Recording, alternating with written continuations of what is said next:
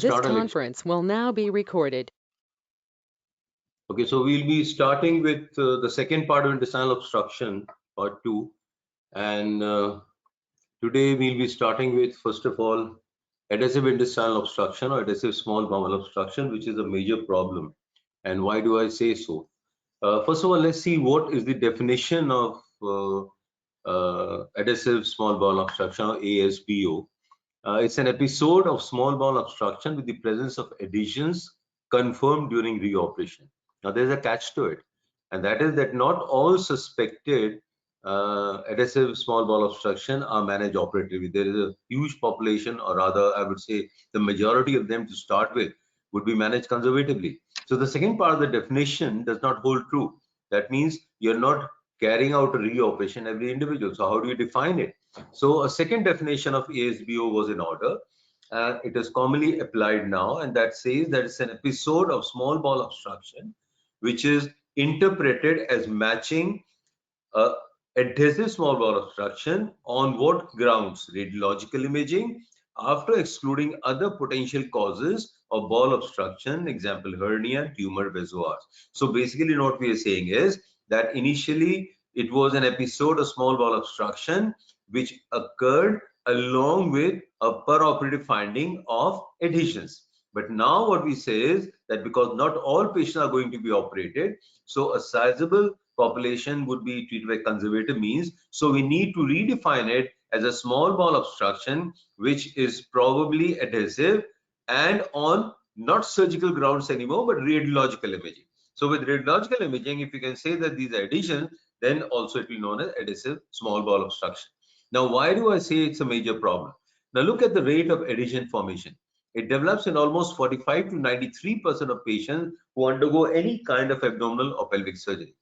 Now that means that almost 3/4, if you even take the average of 45 to 93, it would mean that it's 3/4 of the patients who are undergoing any kind of abdominal or pelvic surgery would at any future time would be having adhesions. Now rates of adhesions are lower if you're doing a minimal invasive surgery. Like for example, you're doing a laparoscopic cholecystectomy as opposed to a standard cholecystectomy, the rate of adhesion formation would be much less. Or say if you're doing a laparoscopic hysterectomy as opposed to open abdominal hysterectomy, the rate of adhesion formation much less. And when do they start forming? They begin forming within a few hours post-operatively. That's one part of it. That's adhesions.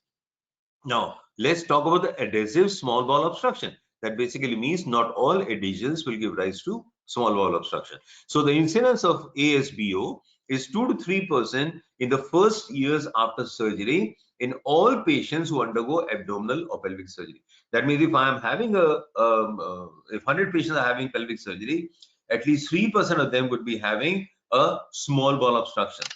Almost 3/4 would be having adhesions, but only 2 to 3% would be having obstructions, and 2% would require re-laparotomy.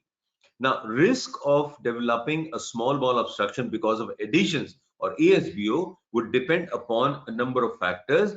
Two among them would be the anatomical location of injury. And if you look at the location of injury, which is really surgery in this case, then minimum would be after abdominal wall surgery, and see the maximum is in pelvic and pediatric surgery. As you go down to the pelvis and you go down in the age group, you'll be having a increased incidence of adhesive small bowel obstruction or ASBO. Number two is the extent of surgery and peritoneal injury. That stands to reason. The more the dissection, the more the raw area in the abdomen, and the more the raw area in the abdomen, the more the chance of having a future formation of adhesions.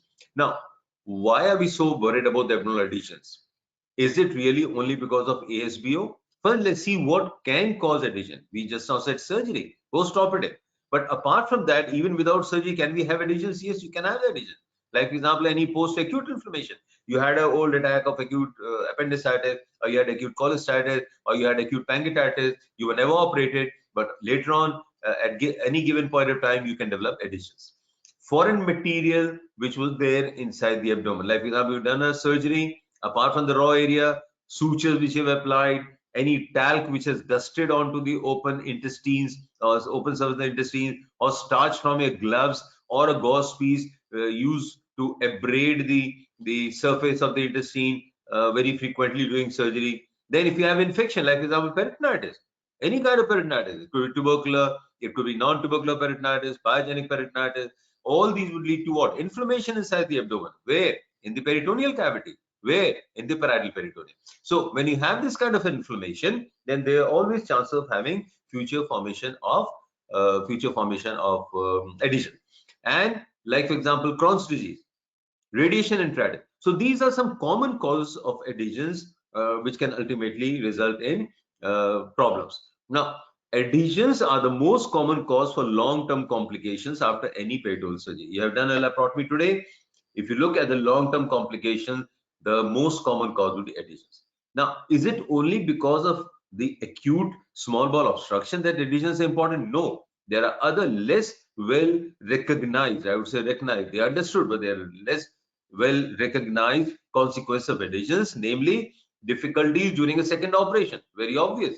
But more important than that, female infertility is one of the major outcomes of having a prior surgery, and chronic visceral pain. So that basically means that adhesions are not only important for the reason that they can develop, they can in future lead to formation of ASBO. They can also be because of clinical consequence of adhesion formation, leading difficulty in a second operation, female infertility, and chronic visceral pain. Now let's look at the macroscopic presentation. How do they present? Number one, it could be congenital or acquired. We talked about the congenital adhesion last time. Remember in the last lecture, the Ladd's band, like without Ladd's band, it could be incomplete or a complete adhesion, or it could be a single banded adhesions, or it could be a matted adhesion. Now this is very important. A single banded adhesion, that means you have one single adhesive band. You qualified or you quantified as 1 centimeter long and 1 centimeter in diameter, right? It causes small bowel obstruction because of what? Because of external compression. It stretches like a bow and it causes compression over a part of the segment of the small bowel, leading to ASBO. Now, high grade obstructions. Now, when you say high grade obstruction, it means a complete obstruction. And if you say low grade obstruction, you say it is a partial bowel obstruction or just minor problems with onward transmission of the intestinal canal. So if you have high grade obstruction, which is a complete small bowel obstruction, bowel ischemia are more common in these patients. So with the adhesion, you'll have increased chance of complete SBO and increased chances of bowel ischemia and the future course of events, namely gangrene, perforation, and so on and so forth.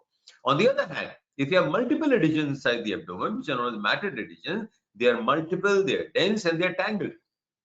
They don't follow one particular form. They can be spread anywhere inside the abdomen, and they would lead to a generation of small bowel obstruction because of intestinal kinking or torsion, and they have an increased risk of bowel perforation. Also, closed loop obstruction is more common in a matted adhesion, and if you have a closed loop obstruction, the chances of strangulation and infarction is there, with a mortality figure of almost 10 to 35%, which is a very high mortality percent. Now, let's look at the pathophysiology of adhesion. Why do they form? Now, whenever you have any kind of inflammation inside the peritoneal cavity, whether it is iatrogenic, that means you have done surgery, or it is otherwise, there's an immediate post-operative coagulation of blood. Blood would ooze out, it would coagulate, and it would imbibe inflammatory cells. That's the first stage which is occurring in these patients. Now, within 24 to 48 hours, that coagulated blood with inflammatory cells is now replaced by thin, filmy, and tenuous adhesions, which are known as fibrinous adhesion. Now, that occurs very soon. That means 48 up to 48 hours. That's 24 to 48 hours. Now, under normal circumstances, there is always a balance between formation of fibrin and dissolution of fibrin. That means the fibrosis process or the fibrinous process and the antifibrinous process, that is the fibrinolytic process. They're always in balance. And the fibrinolytic factors, like for example, the tissue plasminogen activators, will degrade the fibrin into smaller fragments, that is fibrin degradation products, and it would remove that particular clot. So the adhesion will not form. Now, if there's any kind of imbalance in this balance between the formation of fibrin and dissolution of fibrin, then there is going to be a problem of adhesion formation. And why would that occur? This less fibrinolysis usually will occur if there is a reduced activity of the tissue plasminogen activator and matrix metalloproteinases. These two are important for the fibrinolytic activity. Now, if there's a reduced activity, either per se or because their inhibitors are overacting, that means they are being inhibited. So either the activity per se has decreased or their activity has been suppressed by the inhibitors, either of the two. And the central role being played in the whole coordination of the TPA and matrix proteinases is the metalloproteinases, is the transforming growth factor B. And there's an overexpression in all those patients who got adhesion formation. Why? Because it controls both these activity and the inhibitor activity. Both are being controlled by the transforming growth factor B overexpression. Now, that is one part of it. The second part of it is that peritoneal injury during surgery would always lead to decreased blood flow. And if there's decreased blood flow, the local persistence of fibrin matrix would be for a longer period of time, and that would impede the organization and resolution of clots. Vascularization now starts. So the fibrin has been diluted, has not been diluted. In a patient who's likely to develop adhesion, it has not been diluted. If it has not been diluted, it is still there. Now vascularization will start in that adhesion, which now converts from fibrinous into fibrous. Why? Because once vascularization starts, there's an ingrowth of fibrocytes resulting in thick fibrous adhesions. And that is the time when it becomes very, very difficult to separate. And that is usually the start of the second week of the post-operative period. That means the most dangerous time for reoperating on a patient who has had a laparotomy and needs a re-laparotomy, the worst time is the second week. The worst time. So if it is done within 1 week, at that time the adhesions would be less.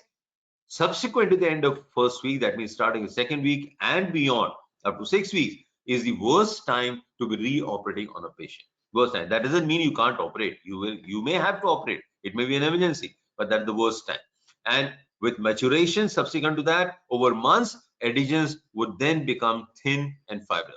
So thick fibrous adhesions with maturation will convert into thin fibrous adhesions. Now, there is a classification, a number of classifications for these adhesions, for abdominal adhesions.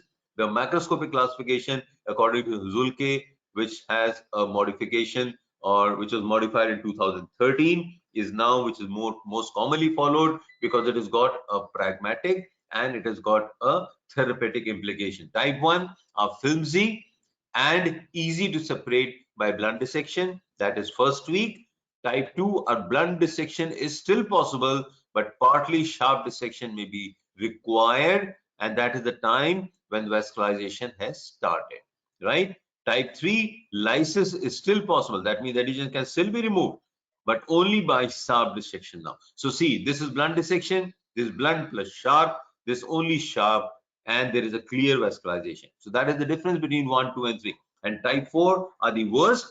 Lysis still possible, but only by sharp dissection, but with a catch to it, and that is that there has to be an organ injury. Why? The organs which are attached to the adhesion with the sharp dissection, the damage of the organs is hardly preventable. That means inevitable. So we're talking about number 1, flimsy. Number 2, they are now only by blunt plus sharp with vascularization.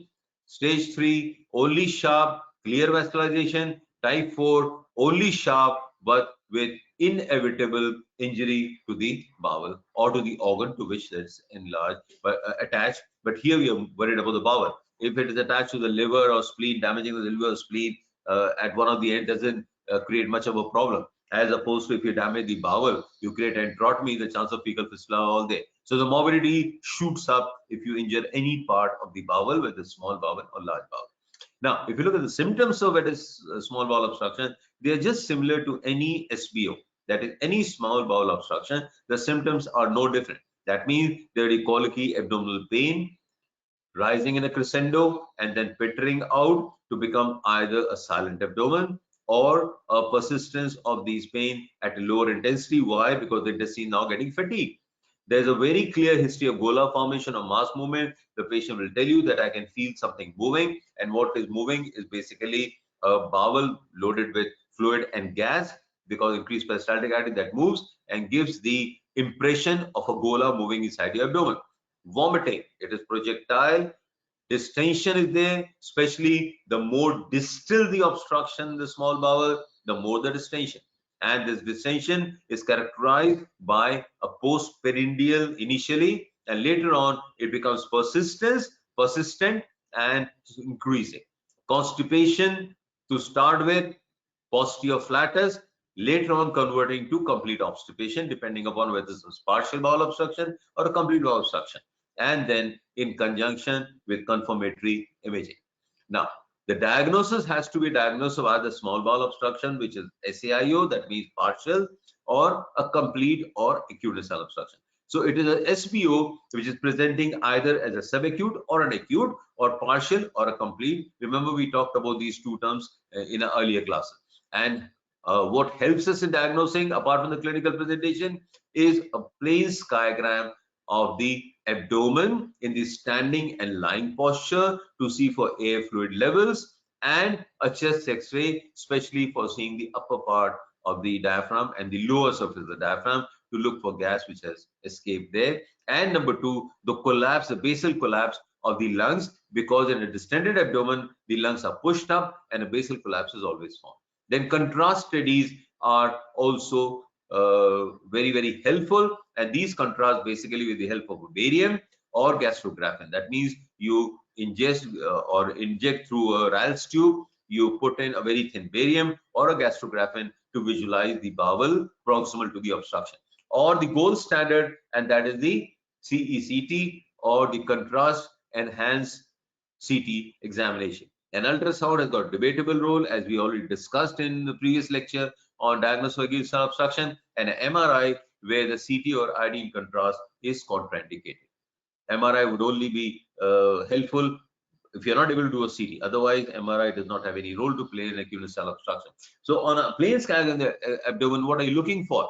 It is 70 to 80% sensitive for small bowel obstruction, and you're looking for a triad of dilatation of the small bowel more than 3 centimeters, number two, air fluid levels, and number three, paucity of colonic gas. Remember this, that triad is important for diagnosing acute intestinal obstruction on a plain skygram, small bowel obstruction. So dilatation more than 3 centimeters, air fluid levels, and paucity of colonic gas. Number two, the bowel diameter that you're seeing 3 centimeters, there has to be 3 instances of dilatation. That means only one segment of bowel of 3 centimeters is not confirmatory diagnostic of a small bowel obstruction. Fluid levels, normal 2 to 3, we already talked about that, multiple and centrally placed. Distended loops, the bowel shadow is horizontally ladder-like. The jejunal volvulus conventus, they are seen regularly spaced and extend from margin to margin. This is how it looks like. We have referred to this. See the ladder shape pattern of the small bowel obstruction. You can see the fluid levels out here. So these would be indicative of a small bowel obstruction, right? So a gasless abdomen can also be found in these patients, especially when you've got a long standing nasogastric tube placement, and if you've got a proximal bowel obstruction. Let's say it's only the jejunal, the proximal bowel jejunal, then this gas will not be seen. Or a string of beads sign, small pockets of gas within a fluid-filled segments of small bowel. Oral contrast, we said small bowel fall through series, either you put it through a oral or nasogastric tube, 50 to 100 ml of contrast, appears as early as 30-60 minutes in colon, sensitivity 96%, especially 98%. The disadvantages are there, it usually becomes dilute. So if it's there for a longer period of time, the small bowel secretions and the collection would dilute it, and the opacification and visualization of the bowel would not be as clear.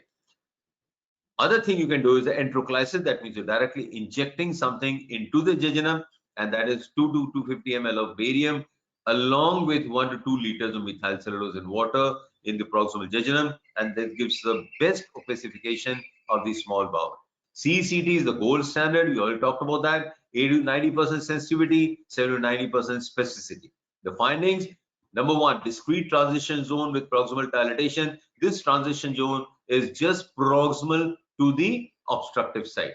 So dilatation, transition zone, and obstruction. If you go retrogradely, obstruction site, then transition zone, and then the proximal dilatation. Distal bowel will collapse. Interluminal contrast holder will be there proximally. Colon bereft of gas and fluid. There is no gas or fluid in the colon. Why? Because beyond the obstruction, nothing is going forward. In a closed loop obstruction, you're looking at a C loop. It looks like a C in any shape, either this way, or this way, any shape, with mesenteric vessels converging radially towards the torsion point. So if this is the torsion point and this is the C, then radial vessels would be converging to this torsion point. That means at the point where the obstruction is. Strangulation, what else will you find? You'll find the bowel wall has thickened. You can find air inside the wall. Pneumatosis intestinalis. Portal vein gets gas. Mesenteric haziness is there. In ischemic injury, if you find that there is ischemia, the bowel wall thickens. So in the initial stages, a thick bowel wall, later on, enhanced bowel wall seen as reduced bowel wall thickness seen in ischemia, and absent mesenteric edema. Appearance of contrast distally or in colon within 24 hours always indicates that there is partial obstruction and there is a possibility of a successful conservative therapy, right? Abdominal ultrasound, cheap, readily available, accuracy is as high as 89%. That's questionable, would depend upon who's doing the ultrasound, how proficient he is in doing an ultrasound. And what are you looking for? You're looking for dilated fluid filled bowel loops with hyperechoic gas shadows moving out. These dilated loops may have thick walls, more than 3 millimeter thick, circular folds, more than 2 millimeter, increased to and fro motion of the luminal content. They are moving inside a receptacle sort of, which is dilated bowel loop, is not generally used as a first line imaging. Always remember that. If you have an acute stomach obstruction, for God's sake, do not say ultrasound as the first investigation of choice. As said earlier, MRI only where CT or contrast dye cannot be given. Only then MRI is indicated. Otherwise, CT becomes the investigation of choice. Diagnostic laparoscopy, if and when possible, you can do it. If the bowel is hugely distended, the abdomen distended, you can't put in your laparoscope. So diagnostic laparoscopy will not be possible. So done in a very few percentage of cases, and that also when you've got a proximal jejunal obstruction. The treatment has to be conservative, prefer conservative. That should be the preference. Success rate of 70 to 90%. See, so that's what we were coming to. That means you require surgery only 10 to 20%. And that's why the first definition was not very comfortable definition, because operatively we have to find adhesion. We are not operating. That's why the second definition is most tenable. That is, you find radiological evidence of adhesion. Now, what is the conservative therapy? Nil orally with Ryle tube aspiration, fluid and electrolyte supplementation. Do enemas have a role? That is questionable. But when you do a gastrographin contrast study, that is both diagnostic and therapeutic, it may have an additional therapeutic role. Why? It is a hyperosmolar compound and causes a fluid shift from the wall into the lumen. That means it increases the luminal content. If you increase the luminal content, you are stimulating the peristaltic activity and you're diluting the intestinal content. So a thick content which is probably not able to negotiate a narrow bowel segment, it becomes dilute, it can. And number two, the peristaltic activity is increased. So in two ways, the gastrographin is having its effect. Number one, stimulating peristalsis, and number two, diluting the content. Now, the Bologna guidelines, we just talk about that. They advocate a trial period of 72 hours. It's a very logical question. I've started conservative therapy. Until when do I continue the conservative therapy? Should it be continued 2, 3, 4 days, 5 days, 6 days? Until when do we wait? So it's a safe time period is 72 hours. And what is important is that within these 72 hours, there should be no signs of complication. If there's an earlier sign of complication, you have to go ahead and operate on this patient. So the safe limit is 72 hours of conservative therapy with no complications, right? Warranting immediate surgery. Now, the second treatment is surgery. And the indications, number one, as said earlier, failure beyond 72 hours of conservative therapy. And there's age-old adage, and that says a sun should not both rise and set on an established case of strangulation. Which means what? That if you're suspecting that there is ischemia to the bowel, you should not allow the sunrise to sunset. That basically means operate within 8 hours. Is a useful aid memoir in situations where non-operative management is contemplated. So that goes back to the last slide when he said that non-operative therapy for 72 hours is warranted and is possible and can be carried out if there is no complication, mainly strangulation. You're worried about strangulation. If there's strangulation, the bowel goes. You have to resect it, right? And what is the procedure? And what is the other indication? A suspected ischemia, strangulation, perforation, peritonitis. Now, what is the procedure that you follow? It is adhesive lysis. That is, you're removing the adhesion causing the problem. Simple, adhesive lysis. The approach, preferably laparoscopic, but as I just now said, the abdomen is so hugely distended, it may not be possible. So, open is the second best alternative, but the major alternative. Why? Because open is the more commonly done procedure rather than laparoscopic. And the principles of doing a laparoscopy for exploration have been suggested for minimizing adhesions, both when you're doing a laparotomy for the first time to prevent subsequent adhesion formation, or you're doing a re-laparotomy for adhesive small bowel obstruction. These principles have to be followed. What are these principles? What are the recommendations? Now, these are the recommendations for minimizing adhesion formation. Laparoscopic approach preferable. Open. If you're doing an open surgery, always enter proximal or distal to the scar end. What does this mean? This basically means that if this is a scar extending from here to here, either go 1 inch proximal to the scar through a virgin skin area. Why? Because underneath the scar, there always chance of having a bowel. And if you're going through the scar, cutting, you're going to cut the intestine. As simple as that. So always enter the abdomen either proximal to the scar or distal to the scar. A meticulous hemostasis is always required. Avoid excessive tissue dissection and ischemia. Now, you've done adhesive intestinal obstruction, you're opening the abdomen and you find adhesion causing the obstruction, you resect it. And then you wonder, I'm seeing these 4 or 5 adhesions more. Why not let me remove it? Don't do it. Don't do it. Please don't do it. Why? You're creating more raw area. So remember, avoid excessive tissue dissection and remove only the offending adhesion, which is causing the problem, right? Reduce the remaining surgical material. So that means remove or minimize the amount of surgical material left inside. That basically means the talc, the starch, and most important, the sutures, especially non-absorbable sutures. Minimize raw area. If you have done an anastomosis, cover it with omentum. Wash out all blood. Why? Because blood is the starting point for adhesion formation. Powder-free gloves should be used. Why? The powder on the gloves always does salt to the intestinal surface. And one most important thing which is now we are recognizing is that the parietal peritoneum should not be closed, and there is class 1 evidence to support this theory, and that's why we no longer try to close the peritoneum snugly when we are closing the abdomen, right? Now, how can you prevent it otherwise apart from these principles? More commonly, we can use mechanical barriers, which are more commonly used for open explorations, and for lap explorations, more common liquids and gels. Why? Because you put in a port, you can't push in a large physical barrier inside through the port. So the solids that are used as barriers are Ceprafil, which is hyaluronate, carboxymethyl cellulose, Intussusception. Why I'm telling you all these? Because these are now accepted world over. We are not very commonly doing it in our institution or in India, not very commonly done, but they are now being accepted world over that these mechanical barriers do have a role. So the solid barriers are Ceprafil. These are just patches. These are patches which can be applied over a raw area. You can have an Intussusception, which is oxidized regenerated cellulose, which is absorbable over a period of time. You can have 100% type 1 collagen or fibrin sheets. You can have Gore-Tex, which will be superior to Intussusception. But there is a problem with this, and that is it is the use limited. Why? Because it has to be sutured, and later on it has to be removed. The liquids and gels, which can be used both for open exploration and after laparoscopic surgery, are 4% icodextrin, the polyethylene glycol, PEG polyethylene glycol, activated protein C gel. And there are newer agents now in the pipeline which are now being used, tried out, dextrin hydrogel, starch-based formulation, and human acellular dermal matrix, which is a part of the biomeshes now.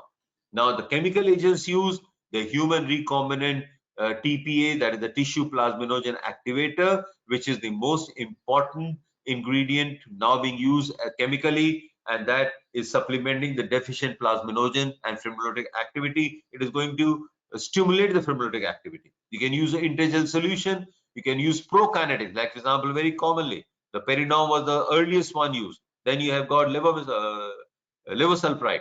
Now, these are basically prokinetics, and they have shown to decrease the number and intensity of adhesion formation. Steroids have been used. Streptokinase has been used. Anticoagulant. Angiotensin receptor blockade, telmisartan, a very commonly used antihypertensive drug. It stimulates the anti-inflammatory response, anti-fibrotic activity that may decrease the amount of fibrosis. It reduces submucosal edema and oxidative stress at the surgical site. But these are not evident with the other members of the same group. That means you don't have the same effect with losartan and valsartan, which are part of the same group. This concurs. Now, the benefit of telmisartan is basically showing that there is a link between renin-angiotensin system and inflammatory or fibrotic pathways. Why? Because these are renin-angiotensin inhibitors. This belongs to the group of renin-angiotensin inhibitors. Cold saline has been tried experimentally. It has debatable roles. But the last line is very important. The bottom line is no agent to date has class 1 recommendation. Now, whenever you use something, evidence-based says that it should have class A or class 1 recommendation. Only then it can be followed universally. But none of the physical barriers and none of the chemical agents still have class 1 recommendation. They are proceeding towards that. And that brings us to the guidelines of Bologna. With the Bologna guidelines are the guidelines being followed. This is basically built by the ASBO working group. That means the group of surgeons who are doing this kind of surgery, adhesive small bowel obstruction, and World Society of Emergency Surgery. They came up with these guidelines. This is a huge, the very extensive guideline, but just the important recommendation, that is minimal invasive surgical techniques are better. Use of adhesion barriers should be done. Non-operative treatment should be the priority. It helps in 70 to 90% of patients. Contraindications for non-operative, we already talked about the peritonitis, strangulation, ischemia. When adhesive etiology obstruction is unsure, you're not sure whether the patient really has adhesion or not, then a CT is the diagnostic technique of choice. The principles of non-operative treatment are the just talked about, the conservative therapy of SBO. And then when operative treatment is required, laparoscopic approach is better. We already talked about that. Younger patients have a higher lifetime risk of recurrent ASBO. Stands to reason because they were longer to live, a longer span to develop the adhesion. And they should, or they may probably benefit from application of adhesion barriers as both primary and secondary prevention. And result of randomized trial comparing laparoscopic versus surgery is still awaited. Up to date, we don't have one single trial which is helping you out. So what are the outcomes of ASBO? The outcomes are not very good. Relapse and recurrence are universal and they are the rule. Once an adhesion, always an adhesion. That means you're being operated today from adhesion. You cannot say that I cannot have adhesion in the future in my life. You can have a second time, third time, fourth time. People have been known to be operated 3 times, 4 times for adhesive bowel obstruction. So once an adhesion, always an adhesion. 5-year recurrence of patients treated without operation or with operation is around 27 to 34%. That means one third of these patients are going to come back to you with a recurrence of adhesion. See, one third is a very huge population.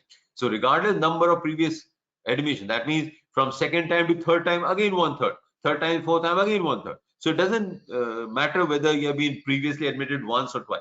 As the number of readmissions increase, recurrence risk increases, and the disease-free interval and between the recurrence decrease. That means, suppose if I had recurrence for the first time, I had adhesive bowel obstruction after 3 months of my surgery. Next time, I'm probably having it within 1 month. So that time is also decreasing. So if patients treated by non-operative management, recurrence is a matter of when and not if.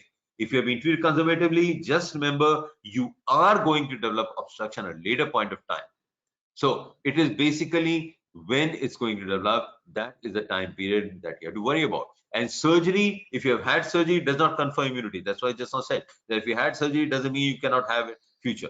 Recurrence rates are higher when you have the matted type of adhesions, right? Now coming to the second one, and that is the abdominal cocoon, also known as primary sclerosing encapsulating peritonitis or SEP. Primary sclerosing encapsulating peritonitis. Now what is this? What is the abdominal cocoon? This is what it looks like. See this? This is the cocoon. Inside, what are lying inside are the small bowel segments. Can you see these transverse? Now these are the small bowel loops which have been encased by a fibrous, thin, flimsy fibrous sac. That is the peritoneal cocoon. Now, the abdominal cocoon, what causes this abdominal cocoon? Now, underlying pathogenesis is not fully understood, but a number of associated conditions have been identified, and these are the acquired causes, namely complication of CAPD is one of the most common. This is compulsory ambulatory peritoneal dialysis. CAPD is compulsory ambulatory peritoneal dialysis. Indwelling abdominal catheters, like for example, a Levy shunt, which has been draining a hydrocephalus for you. The shunt is there inside the peritoneal cavity. So these are ventriculoperitoneal shunts. So the fluid is constantly bathing the intestinal surface. Prolonged proctolol therapy. Chronic diseases like, for example, sarcoidosis, SLE, tuberculosis of the abdomen, or orthoptic liver transplantation or kidney transplantation.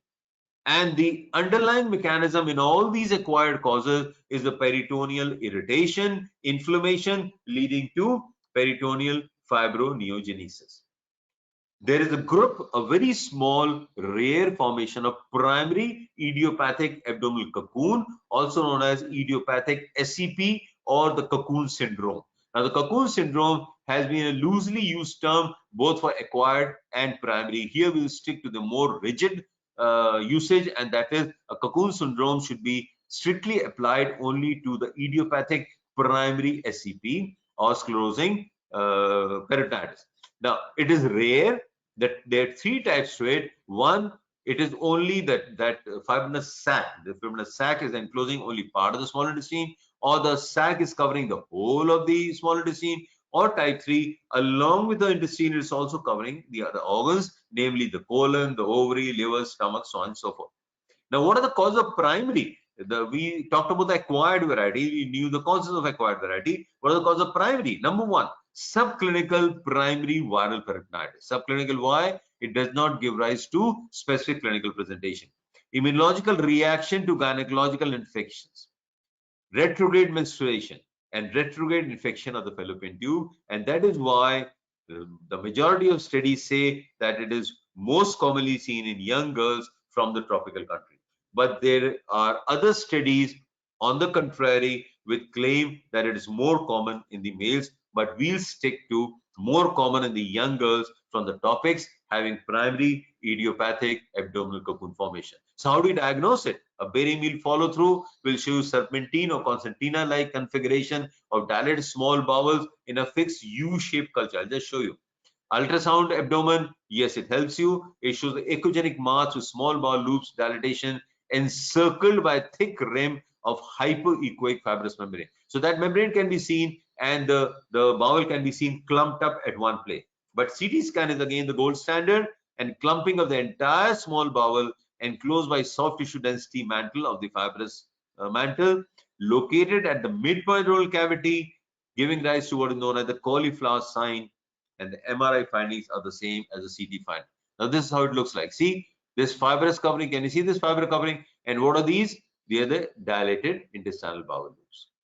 That is a CT scan picture of a tubercular abdominal cocoon, right? This is how it looks like. See, this is a contrast study. The contrast has been given, the stomach is seen, the duodenum has been dilated, the proximal jejunum. And then subsequently, what do you find? You find everything clumped up out here. Adherent small bowel loops. This is the cauliflower sign. See the cauliflower sign? The whole thing enclosed, and this is the cauliflower sign. A typical case of cauliflower sign. So this is what you find on a CT scan, and that is diagnostic. Now, the differential diagnosis is very important, and one is the congenital peritoneal encapsulation. What is this?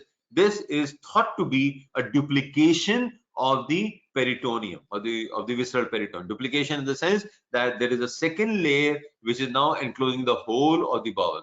This is a suspect theory, but has been put forward that this is a congenital problem, and this is responsible for the primary growth, primary SEP.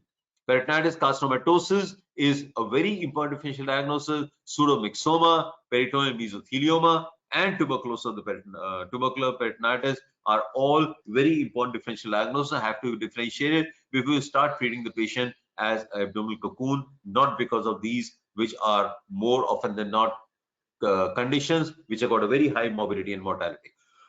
The treatment, mild symptoms, nothing is required. Conservative therapy suffices. You just put the patient on Ryle's tube aspiration, decompression, parenteral nutritional support, and the patient comes out of it. But if the patient has got moderate to severe cases, then drugs like corticosteroid and tamoxifen therapy can be tried, but more often than not, surgical, open, preferably laparoscopic approach has to be carried out. And what do you have to do? Again, you have to do adhesive, that means excision of the encapsulating membrane. When you do a histopathology of the encapsulating membrane, it's a thick fibrocollagenous tissue with or without lymphocytic and plasma cell infiltrates. The only redeeming feature of this disease is it has got excellent prognosis. This is how you do it. There's a surgical therapy. This was the cocoon, and see, now it's being stripped out. This is being stripped out. You can see the exposed bowel. See the exposed bowel? This is now being stripped out. So this is, the bowels are now being separated. This is a very tedious, time-consuming process. You have to be very, very gentle, because when you try to strip off this, which is not very difficult to strip off, the part of the serosa can also come off with it, and that creates a problem, right? Now coming to the second one, that is the intussusception, the third one rather, intussusception. And what are we talking about? Now remember, intussusception, very easy to remember the spelling. You often have problems spelling. It is 3 S and 1 C. Remember that. 3 S's, 2 here, 1 here. So 3 S's and 1 C. That is intussusception for you. The clinical types could be acute or chronic. Acute is by far the most common, present in 95 to around 95% of patients. It's only 5% who can present with chronic. Let's talk about the acute intussusception. The peak age of presentation is 5 months to 10 months. The other ages, it could be in children and adults. So remember, acute intussusception could be found in the peak age of 5 to 10 months. The cause in this age group of 5 to 10 months is the most commonly inflamed Peyer's patch, which forms the starting point of the intussusception. And this Peyer's patch is inflamed. Why? Either because of upper respiratory tract infection, a GI infection, or it could be idiopathic after weaning, decreased immunity, or viral infection. So the primary site which started the intussusception is the inflamed Peyer's patch. In a child, the lead point is usually the Meckel's diverticulum, or there is an intestinal polyp, or there is a submucosal bleed, as in Henoch-Stron's purpura, or it could be base of the appendix, which forms the starting point or the apex of the intussusception. In the children group, identifiable cause is found. Identifiable cause is only there in 1/3 of the children older than 2 years. Otherwise, in 2/3 of the patients, you can't really identify why it has really occurred. In adults, on the other hand, you can always see a primary site or primary reason, and that is a polyp, a submucosal lipoma, or a tumorous mass in the small bowel, giving rise to the intussusception. That's the acute one, right? Now, if you look at the parts of intussusception, the 3 parts to it. Number 1, the septum, which is the entering part or the inner tube. You have the sepiens, which is the outer sheath of the bowel. So when this goes in, that is the apex. This is the entering tube, returns back, and then becomes continuous with the outer tube.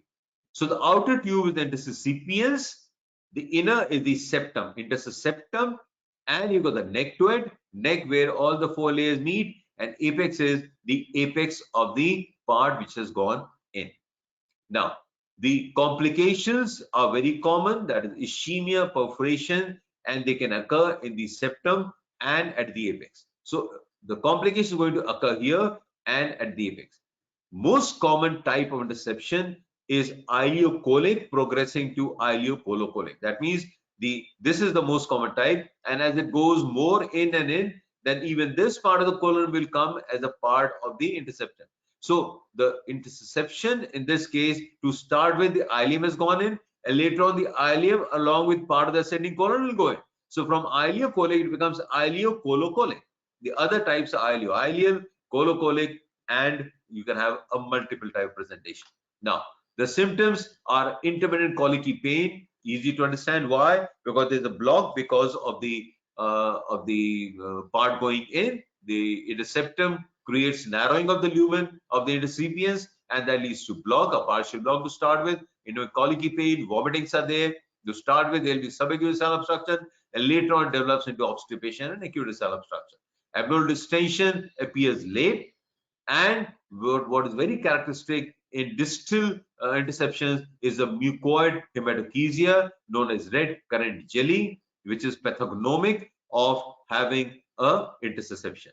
The signs are very pathognomic. You'll find a sausage-shaped periumbilical, right upper quadrant mass with the concavity towards the umbilicus. So this is the mass. Can you see this mass? The impression of the mass, the concavity. So this is sausage-shaped concavity towards the umbilicus, found in almost 60%.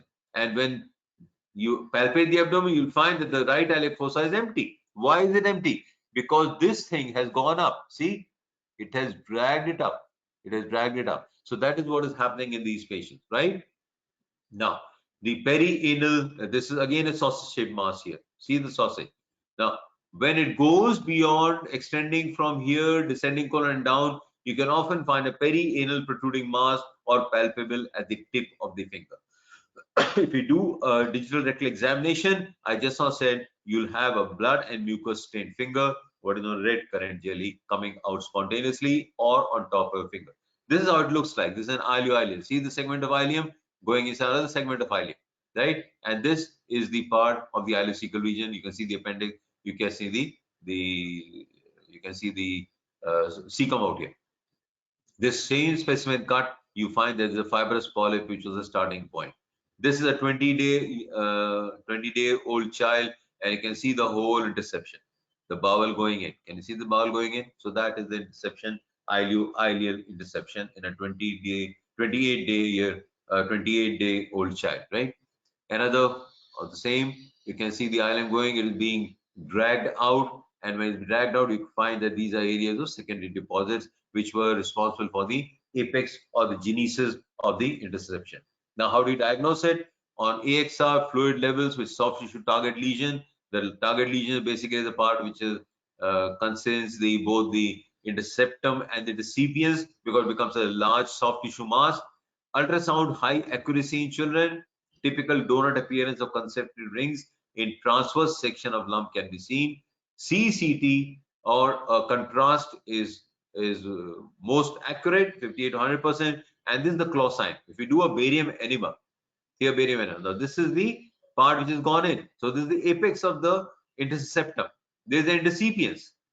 There is the sepiens, the outer sheath, inner sheath, and this gives rise to a claw shape. That is the typical claw sign on a barium enema. Now, treatment conservative is the preferred treatment to start with. And again, the same thing, aspiration, that is decompression, supplementation, and antibiotic. Now, when you do give a barium enema, air or barium enema can often reduce the interception. So it can reduce the pressure, pushes it back, and in infants, 70% success rate has been seen. But the recurrence rate is 5% only. When is it indicated? Only if free reflux of barium is seen beyond the small bowel. That basically means that you done a barium enema. If you find enema coming out here, coming inside here, that means it would be in the small bowel. Then you would imagine that there is some continuity remaining and the lumen is still patent. In that case, you can carry out a barium reduction, a barium enema reduction.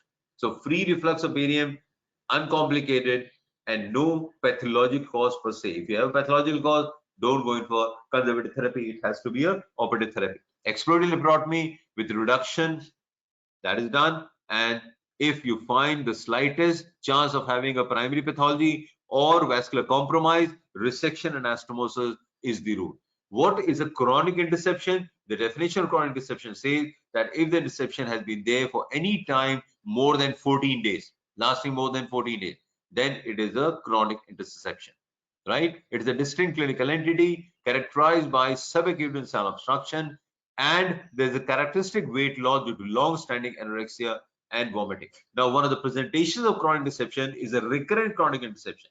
That means the patient comes to you with recurrent pain and intermittently appearing lump in a part of the bowel. The lump may be present in 24 to 42% of cases. The age group presentation, either children where you have idiopathic 90%, or adults where you have well-definable pathological abnormality. In the majority of cases, that means 70 to 90%. So remember, in children, idiopathic is more common, whether it's acute interception or chronic interception. Whether it is chronic or acute in adults, it is usually pathological. Simple. And the type of chronic intussusception that you usually encounter is ileo-ileal or collo-collic. The treatment has to be surgical. There is no role for conservative. It has to be resection of the segment and then re-anastomose. Either do it laparoscopically or do it by the open method. This is the last I'll be covering today, and there's the volvulus and special types of mechanical obstruction. You can have volvulus. It could be axial rotation around the narrow mesentery, and more than 90 degrees rotation will give rise to colicky pain. When the rotation increases to 180 degrees, the lumen gets obstructed. When it becomes 360 degrees, that means we got an axis out here. The rotation is either 90, pain, 180, luminal obstruction, and 360. Now you have vascular compromise. With 360, that means total rotation, vascular compromise leading to what? Mucosal ischemia with transference of fluid into the lumen and translocation of bacteria beyond the walls and early gangrene and perforation. So that is the problem with a volvulus. The mesentery is always narrow and the degree of rotation will give rise to the symptomatology. The pathological types, it could either be primary, usually congenital causes, malrotation, vitreointestinal duct, congenital bands, or it could be secondary. Secondary to what? Either secondary to adhesions or secondary spontaneous, like for example in sigmoid or small bowel. The clinical types depends upon the part or the bowel being affected. It could be gastric, it could be small bowel, cecal, sigmoid, neonatal, and compound ileosigmoid notic. Now, what about the gastric volvulus? Just a few words, just one slide, and you have got two. One is organoaxial. Organoaxial is along the long axis of the organ. That's the axis of rotation. And this will flip up. This goes like this, flips up, and usually associated with the paraesophageal hernia. This is the area of paraesophageal hernia. So when it flips up, it goes and forms part of the hernia. So usually associated with large paraesophageal hernia. The transverse colon along, remember the transverse colon is attached to the greater curvature with what? With the greater momentum. So the transverse colon is going up, it is going to drag and flip the greater curvature over the lesser curvature and drag it out. That is how it is going to twist. Rarely you can have a vertical or mesenteroaxial. This is the vertical. You can have a mesenteroaxial, which is not a very common, but acute presentation. Why? Because in these patients, when you have the when you have the mesenteroaxial, the vascular compromise is very early. The postprandial distension, acute presentation with stomach gangrene is the rule. Contrast study is the best, and the treatment is simple. You do a lap repair of the paraesophagus, drag it down, repair the paraesophageal hernia. What else should you do, which is very important? Disconnect the transverse colon from the greater curvature. That means lay the whole of the greater curvature bare, so that in future when the transverse colon starts moving this way and that way, it is not going to carry the greater curvature along with it. So separate the greater momentum from the greater curvature and do anterior abdominal wall gastropexy. That means hitch the greater curvature and the lesser curvature to the anterior abdominal wall. Once it's fixed, so that's the gastropexy. Once it's fixed, there will be no longer any rotation. But the most important is the volvulus neonatorum and the clinical types, and it's always because of failure of the intestinal or intestinal malrotation. The rotation which is occurring in 12 to 15 gestational week does not occur, and that's why what do you find? You find cecum on the left, and you find the whole of the small bowel on the right, and you find the lad's band from the parietal peritoneum to the cecum stretching across the second part of the duodenum. That's what's happening, right? So this is always associated with a malrotation. Now, when this is occurring, see what's happening. A very narrow mesentery. This whole thing is based on a very narrow mesentery. So you can easily undergo rotation. And that's what exactly happens. See this rotation? That's the volvulus occurring. So a narrow mesentery, cecum remains central because of non-rotation, and the whole thing is narrow base. Okay? Now there is going to be a counterclockwise rotation. A counterclockwise rotation. That's what's happened. So typically a volvulus neonatorum is a counterclockwise rotation. And acute central pain, bilious vomiting, distension, early sepsis, following early gangrene. Very understandable, because once 360 rotation occurs, then what's going to happen? Vascular compromise. You have to carry out the latch procedure, which basically means you have to derotate, And in derotation, don't try to push the cecum to the right. If possible, you can do that, but just leave it there. Cut the latch band, and do an appendectomy. Why? Why do you want to do an appendectomy? Unnecessary? No, it's necessary. Why? Because later on development of appendicitis will never be diagnosed. You diagnose appendicitis with the right iliac fossa pain. Here the cecum is lying in the central part of the abdomen. So you have pain in the central part of the abdomen, you're not able to diagnose appendicitis, the patient undergoes appendicular perforation. So if you open the abdomen, you carry out the latch procedure, keep the small bowel on the right side, cut the latch band, and do an appendectomy. That's volvulus neonatum. But the most common volvulus in the adults is the sigmoid volvulus, and what is predisposing? A very narrow pelvic mesocolon with a narrow attachment and a loaded cecum, sigmoid, not cecum, sigmoid. Right now, there's always counterclockwise rotation, very commonly seen in the elderly age group. It is a disease primarily of the older age group. If it is found in the younger patient, the chance of complications are very high. The signs and symptoms are again similar. Acute pain localized to the left side of the abdomen, initially localized distension to the left side of the abdomen, and later on becomes a generalized distension. You can see the distended sigmoid loop. The impression can be very well seen in a thin abdomen. You can see the loop as a tire. That's what the tire sign is all about. This is a tire sign. There's a tire sign on a plain skygram of the abdomen. The treatment is conservative. You give an edema or you push in a flatus tube and it derotates the whole thing, right? Let the tube in for 48 hours. Let it be there for 48 hours so that re-rotation does not occur. So conservative therapy with enema and flatus tube, you can derotate it. Sigmoidoscopy can derotate it and leave the flatus tube inside for 48 hours.